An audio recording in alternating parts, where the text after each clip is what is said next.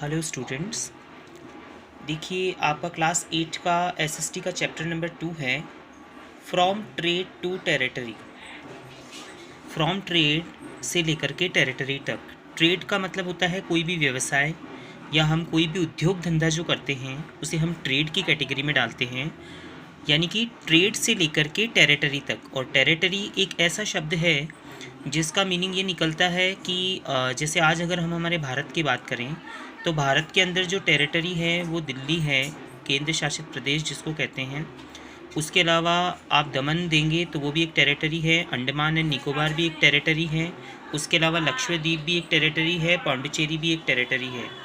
उसके अलावा इस लेसन के अंदर हम लोग क्या देखेंगे, stepping in student will know about. अब देखिए आप लोग इस लेसन के अंदर क्या क्या चीज़ें देखेंगे कि इस लेसन में हम लोग ट्रेड से शुरू करते हुए हम लोग टेरिटरी तक जाएंगे कि उस ज़माने के अंदर भारत देश के अंदर जो अंग्रेज एंटर कर चुके थे, उन्होंने किस तरीके से अपनी शासन व्यवस्था को जमाने के साथ साथ कैसे उद्योग धंधों की तरफ अपना ध्यान आकर्षित करके कच्चे माल को वो लोग यूरोप यानी ब्रिटिश भेजते थे। साथ में उन्होंने कौन कौन सी टेरिटरी यानी कि केंद्र शासित प्रदेश उन्होंने बनाए, जिसके बारे में हम लोग इस लेसन में देखेंगे।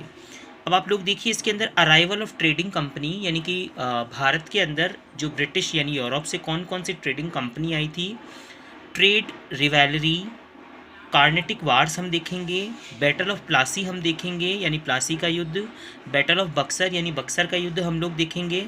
उसके अलावा annexation of Mysore and Marathas हम देखेंगे। उसके अलावा लॉर्ड वेलेस्ली के बारे में हम जानेंगे, सब्सिडेरी अलाइंसेस के बारे में जानेंगे, एनेक्सेशन ऑफ टेरिटरीज़ के बारे में जानेंगे, लॉर्ड डलहौजी के बारे में आपको डिस्क्रिप्शन दिया गया है, इसमें डॉक्ट्राइन ऑफ लैप्स दिया गया है और एडमिनिस्ट्रेटिव पॉलिसीज़ दी गई है। तो देखिए स्टूडेंट, हम लोग इस लेसन की शुरुआत करते हैं कि किस तरीके से ब्रिटिशर्स यानी कि भारत के अंदर अंग्रेज़ों का आगमन हुआ। तो देखिए आप लोग, you have read in previous classes that since ancient time India was an important trading centre. अगर हम लोग लास्ट वाले चैप्टर की तरफ ध्यान से देखते हुए आएँ तो इस चैप्टर के अंदर हम लोग ये देखेंगे कि भारत देश जो है वो हमारी ट्रेडिंग सेंटर का एक मुख्य आकर्षण केंद्र रहा है अंग्रेज़ों का।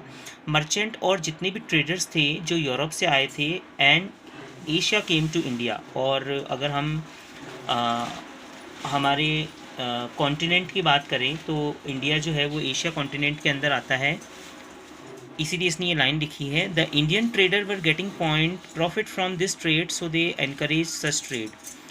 अगर ब्रिटिशर्स के जितने भी मर्चेंट थे और जितने भी ट्रेडर्स थे जो यूरोप से आए थे हमारे भारत के अंदर, उनका मेन जो एक मकसद था, they were getting profit from this trade, क्योंकि हमारे भारत के अंदर कच्चे माल की आपूर्ति जितनी भी होती थी वो बहुत अधिक मात्रा के अंदर होती थी। और इतनी अधिक मात्रा के अंदर अगर कच्चे माल को वो लोग विदेशों में यानी अपने ब्रिटिश यानी यूरोप के अंदर ले जाकर के सप्लाई करते थे तो उनको बहुत ही कम दाम के अंदर वो माल मिल जाता था, जिसे वो वहाँ पे अपनी चीज़ों का उत्पाद तैयार करके उसे ज़्यादा से ज़्यादा हाई प्राइस के अंदर बेचते थे, तो उनको प्रॉफिट होता था। इन 1498, अब यहाँ पर बात आ रही है स्टूडेंट 1498 की। इन 1498 अ पोर्चुगीज़ यानी पुर्तगाल एक देश है, a Portuguese fleet under Vasco da Gama successfully discovered a new sea route, यानी वास्को डी गामा ने समुद्री यात्रा करते हुए भारत तक पहुँचने का एक समुद्री रास्ता ढूंढ लिया था, from Europe to India, which paved the way for direct Indo European commerce यानी एक तरीके से वही व्यवसाय हम कह सकते हैं स्टूडेंट इसको। तो भारत से यूरोप तक जाने के लिए वास्को डी गामा ने समुद्री रास्ते से एक ऐसा रास्ता ढूंढ लिया था जो इंडो यूरोपियन कमर्स का नाम उसको दिया गया।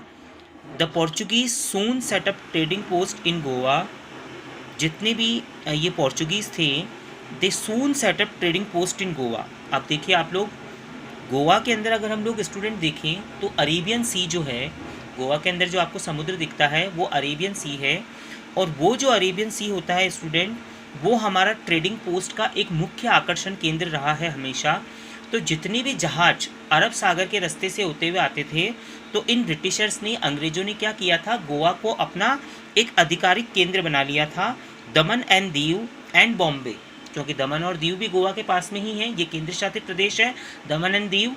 उसके अलावा बॉम्बे भी, क्योंकि बॉम्बे के अंदर भी हमारा जो सी है वो डायरेक्ट कनेक्टिविटी लेता है अलग अलग देशों के साथ में।